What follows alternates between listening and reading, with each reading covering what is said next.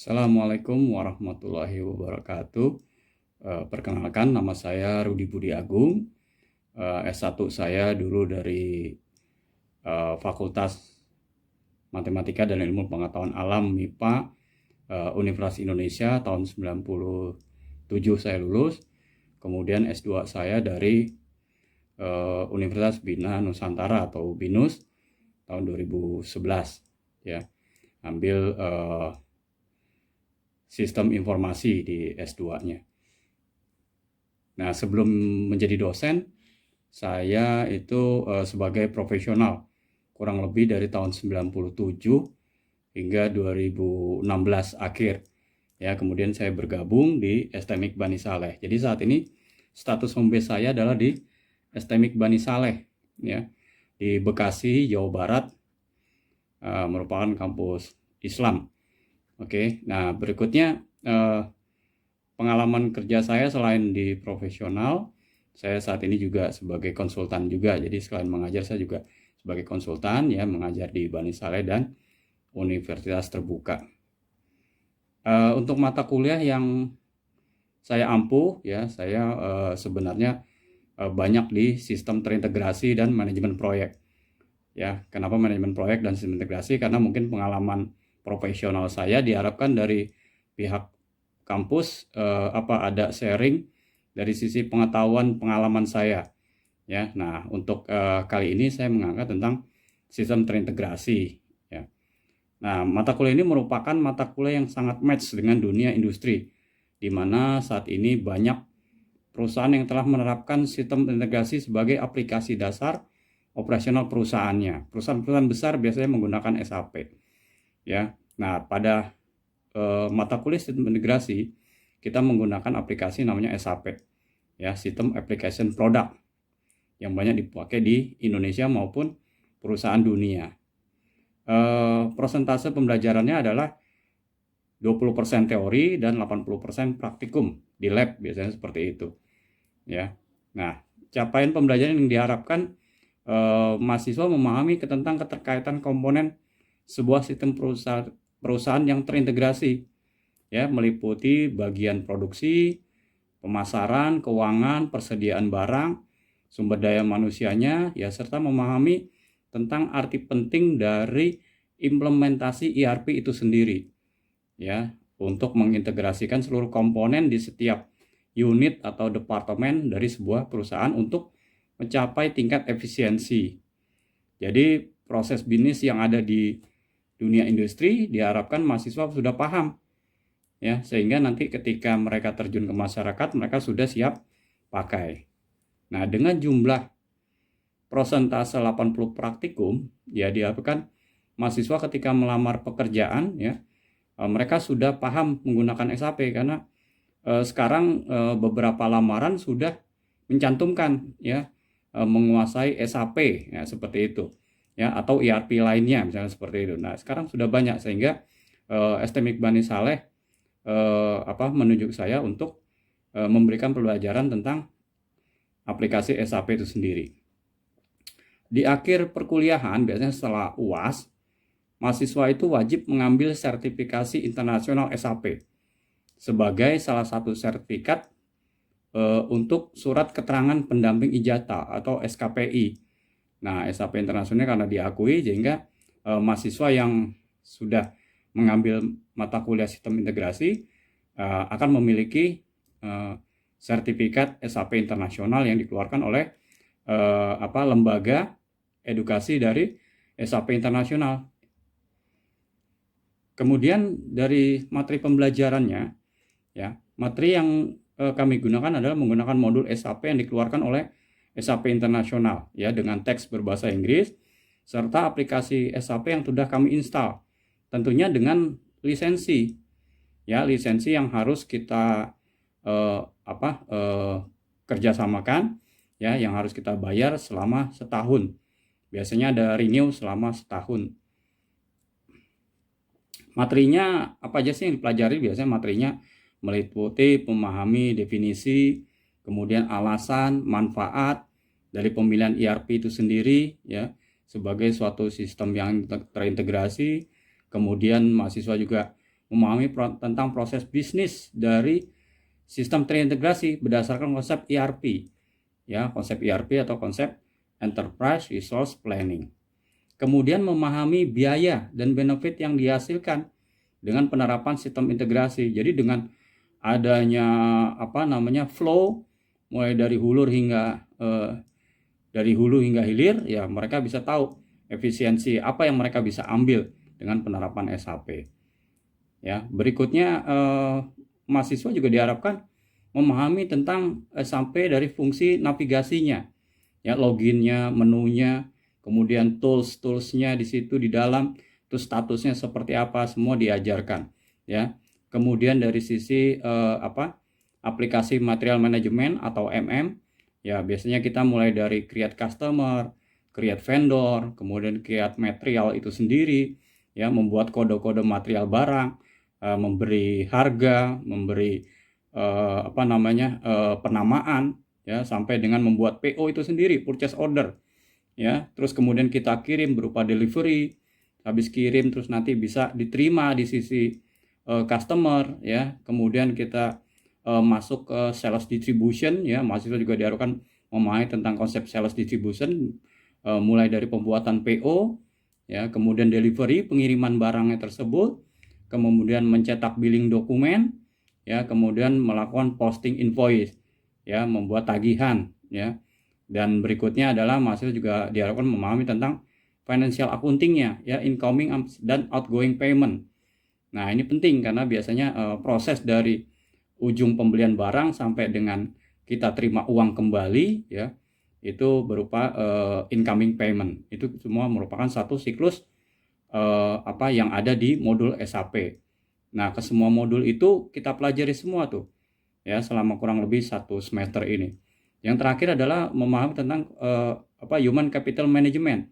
Aplikasi atau modul HCM ini ada di SAP tapi sifatnya tambahan, ya, karena mahasiswa diharapkan hanya memahami bagaimana sih keterlibatan dari tim HRD, ya, ketika meng-assess atau menentukan dari sisi kepegawaian, ya.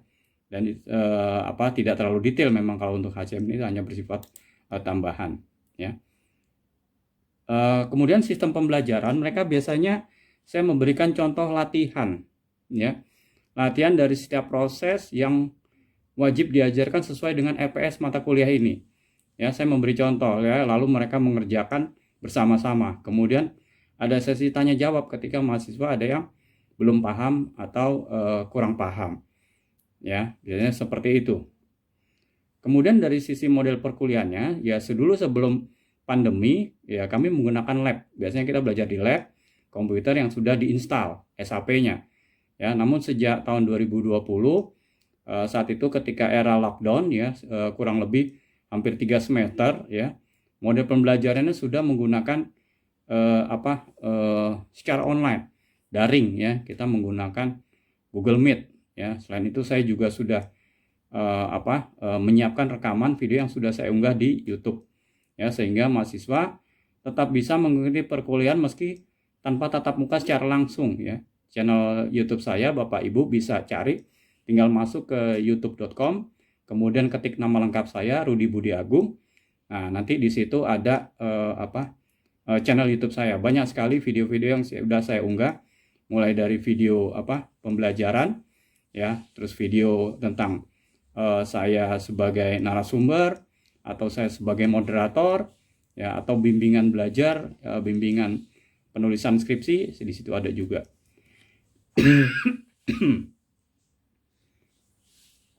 Kemudian interaksi dengan mahasiswa. Dari sisi interaksi, dulu sebelum pandemi saya dibantu oleh 2 mahasiswa yang statusnya asisten lab, ya. Asisten lab ini mereka keliling, ya, ketika saya ngajar kurang lebih ada 35 mahasiswa dalam satu kelas. Si asisten lab ini mereka keliling, ya, membantu saya ketika saya menjelaskan. Mereka ada yang error atau ada yang nggak koneksi atau salah password, ya, biasanya asisten lab keliling itu membantu saya. Namun ketika sudah masuk pandemi tahun 2020, ya, sampai semester yang lalu sampai sekarang mungkin, ya, ini banyak saya menggunakan model online. Sehingga saya membuat kesempatan mereka dengan memasukkan WA group. Jadi saya buat WA group per kelas. Di situ kita bisa berinteraksi langsung. Ya, mahasiswa rupanya lebih nyaman pakai WA group ya.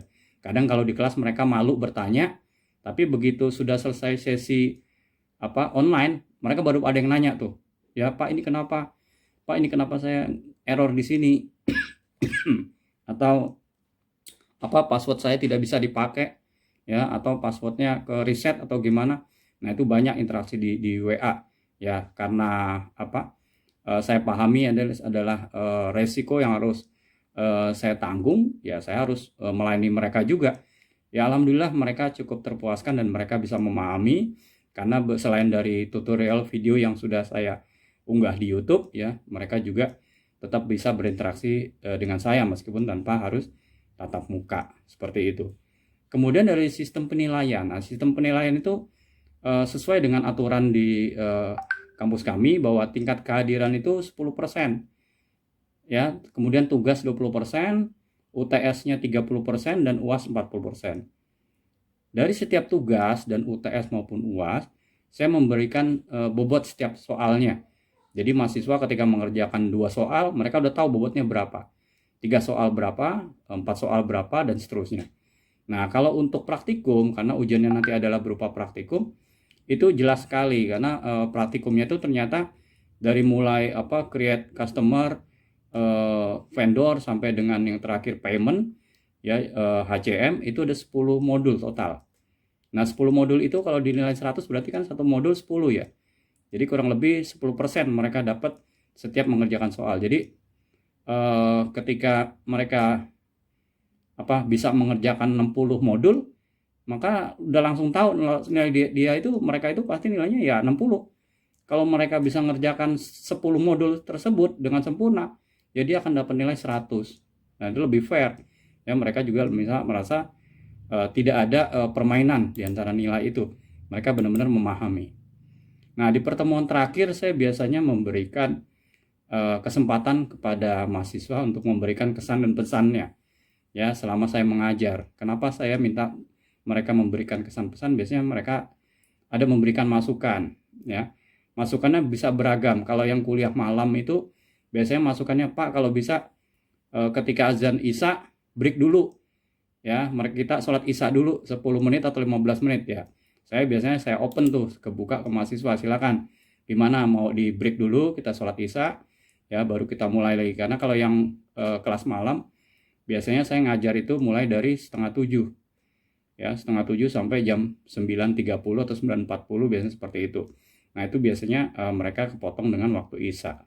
Ya, kita fair aja. Maunya seperti apa, biasanya ada kesepakatan sebelum kuliah ya, atau ada pertanyaan di tengah jalan. Mereka juga kadang-kadang memberikan masukan seperti itu ya. Atau misalnya ada yang bertanya lagi, bisa nggak Pak kalau ada modelnya praktikumnya itu di lab ya. Saya kan kadang-kadang juga terkendala sama pandemi ini ya, dimana dari pihak kampus juga tidak mengizinkan lab karena nanti terjadinya kerumunan, apalagi lab kan ruangannya tertutup dan menggunakan AC ya. Karena kalau nggak pakai AC ya panas juga itu ruangan lab. Jadi seperti itu. Nah, itu masukan-masukan seperti itu sebenarnya buat kami sebagai mengajar benar-benar menghargai dari masukan mahasiswa. Oke, saya rasa itu aja pemaparan saya tentang bidang pengajaran ya. Semoga apa yang saya jelaskan ini ya dapat memberikan penilaian terbaik buat Bapak Ibu asesor. Terima kasih. Saya mohon maaf apabila ada salah kata. Billahi taufik wal hidayah. Wassalamualaikum warahmatullahi wabarakatuh.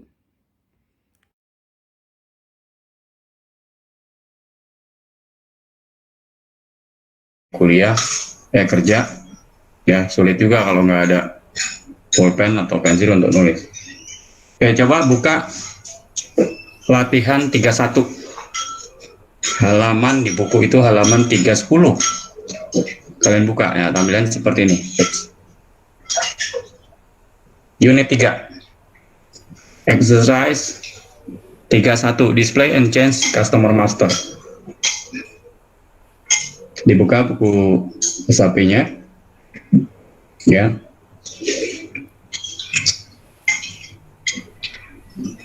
Nah,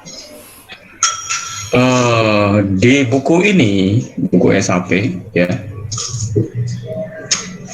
kita akan melakukan display. Display itu artinya semacam menampilkan dan merubah engine, customer, master. Kita merubah. Nah, sebelum masuk ke sini, saya ada sedikit jelaskan tentang skenario yang ada di SAP di buku ini ya. Jadi skenarionya begini. Di perusahaan yang tempat kita belajar SAP ini adalah contohnya adalah sebuah perusahaan beli jual perlengkapan komputer ya.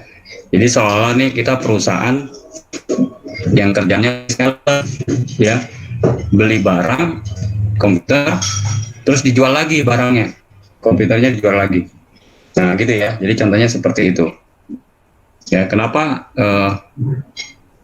komputer? Pertama karena kita orang IT ya. Kedua seperti Gaussian channel 10 dimasukkan di data ini yang diminta 1200 ketika mau seperti itu ya.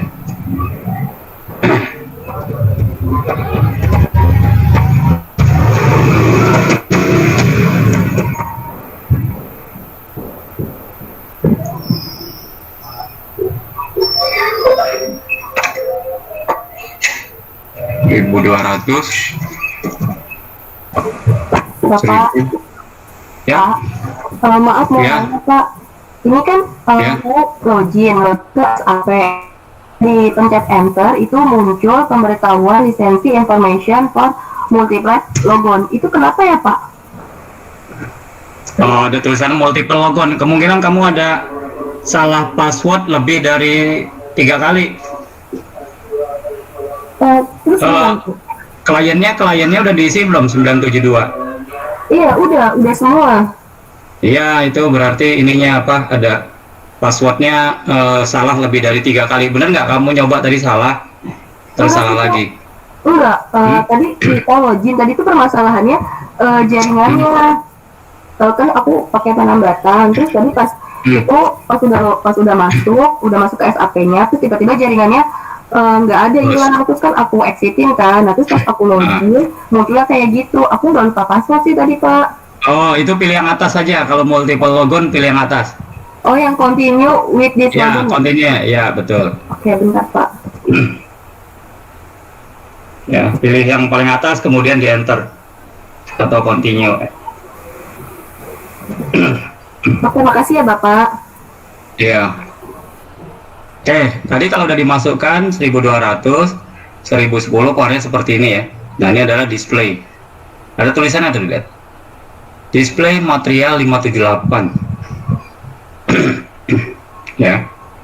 Display material 578. Artinya ini yang tadi kita lihat tuh materialnya 578 tuh. Nama barangnya apa? Ini. Oh, Sani-Sani nama barangnya. Satuannya apa? PC atau PIS. Nah, ini bacaannya nih. Ini singkatannya nih bacaannya. PIS. Ya. Nah, kalau di SAP selalu begitu tuh. Ya. Nah, ini adalah yang ada gambar kayak apa? Hitam dan titik ini, lingkaran hitam plus titik di tengah. Ini adalah yang tadi kamu klik. Tadi kamu ngeklik basic data 1 ya, seperti di buku. Kemudian sales organization tuh diklik. Ya. Terus nanti ada plan stock di sebelah sini nih. Kalau ini ada titik 3, kamu klik plan stock. Nah, di sini ada plan stock. Ke bawah terus. Nah, ini ada plan stock tuh. Ya, jadi yang setiap kamu pilih yang tadi ada 3 yang kamu pilih, maka dia akan ada tanda titiknya. Tuh.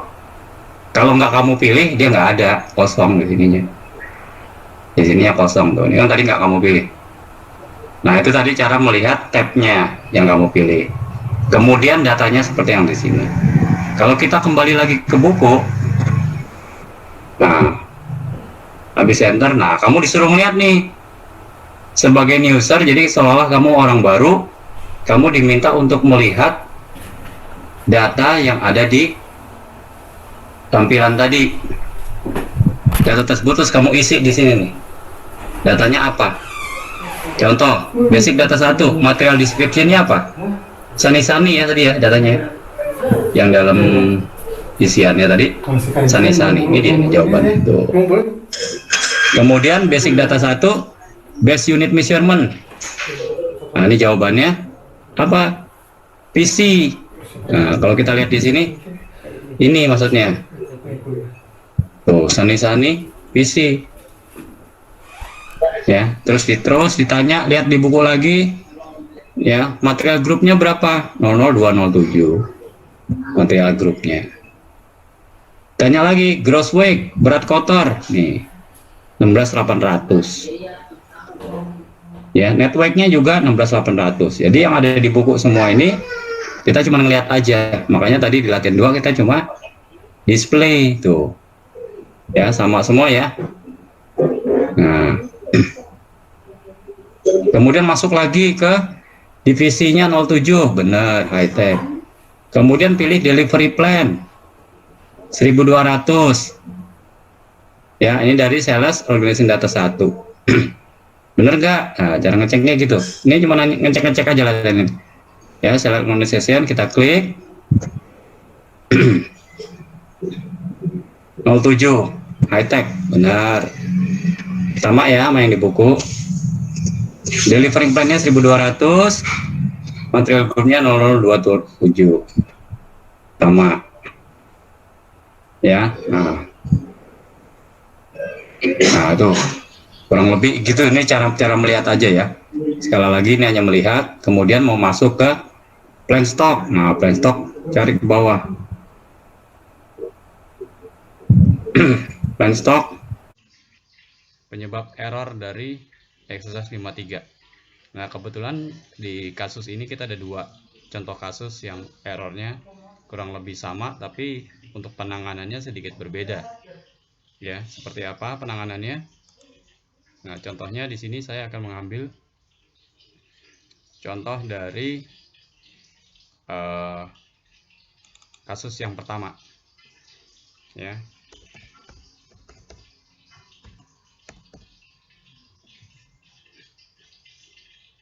Ini adalah T-code untuk mengerjakan latihan 53. Oke. Normal item sudah kita centang, kemudian execute. Nah, ini errornya. No item selected. Ya, jadi responnya seperti ini. Kalau kita lihat detailnya, nah ini. Ya, jadi kemungkinan no item ada beberapa tahapan yang harus kita cek ya. Salah satunya adalah kemungkinan itemnya nggak ada harganya ya. No corresponding item have been posted. Jadi harga yang di proses sebelumnya nggak ada ya. Oke, untuk lebih jelasnya kita langsung ke prakteknya aja. Nah, ini respon errornya masih seperti itu tadi ya. Nah, sekarang kita coba exit dulu. Jadi kita coba cek dari latihan 4 bikin sales order. Coba kita cek ya, karena kan prosesnya setelah ngerjain latihan 44, 45 dan 46 ya. Nah, sales order itu kita langsung cek aja di displaynya sales order, kita cek dulu statusnya ya. Karena kita nggak tahu nomor sales ordernya, kita pakai customer aja ya, tadi raw app. Nah, di sini kita pilih sales document according to customer PO number ya. Di sini sold to party ini artinya dijual ke pihak mana, kebetulan customer ya. Jadi tetap ProRare app misalnya seperti ini ya. Karena kita nggak tahu nomor sales ordernya ya, karena sales order nggak tahu, kita tahu aja cuman ini aja, nama customer, kemudian kita enter. Nah, ini dah. Nah, ini adalah nomor sales ordernya 16077. Oke, kita coba double klik jalanin. Nah, di sini sudah dapat nomor select order, kita pilih yang ini, dokumen flow-nya, display dokumen flow. Nah, lihat. Ya. Berarti tadi errornya disebabkan karena kenapa? Ini adalah standar order atau select order yang dikerjakan pada latihan 44. Kemungkinan anak tersebut atau user tersebut ya tidak mengerjakan latihan 45 dan 46. Karena di statusnya nggak ada nih, statusnya select ordernya masih open. Ya, jadi dia udah bikin